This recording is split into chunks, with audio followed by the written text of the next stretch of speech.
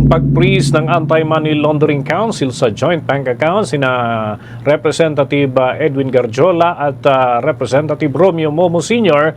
Naasahan na raw ng mga nagsampa ng kasong graft o complaint laban sa kanila. May balita ang Bombo Radio Butuan.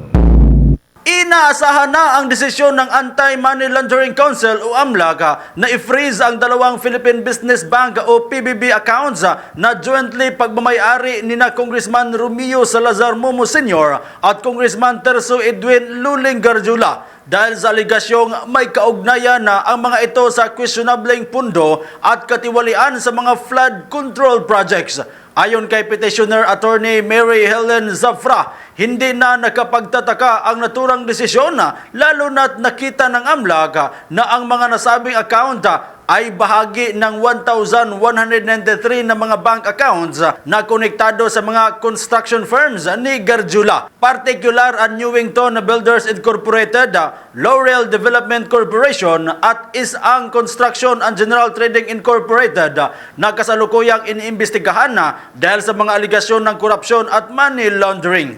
Ang dalawang kongresista ay nakalista bilang joint account holders at isinama sa freeze order dahil sa hinalang ginamit ang mga accounts sa paggalaw ng mga pundong hindi malinaw ang pinagmulan.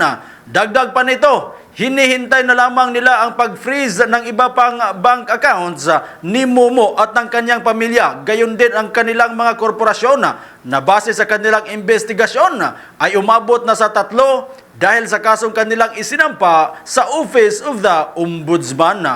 Sa pagsisiyasat ng EMLC, na-found out nila na may bank accounts pala itong si Contractor Romeo Salazar Momo Sr. with Contractor Garjola at yung isa pa nila. But when it comes to politicians, legally that is questionable. At yan ang balita galing dito sa impila ng Bombo Radio Butuan para sa Bombo Network News.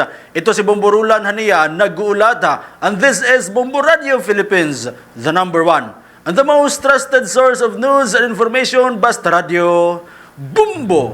For the most trusted source of news and information, visit our website at www.bomboradio.com. Follow us on Bombo Radio mobile app, Facebook, YouTube, TikTok and X, formerly Twitter.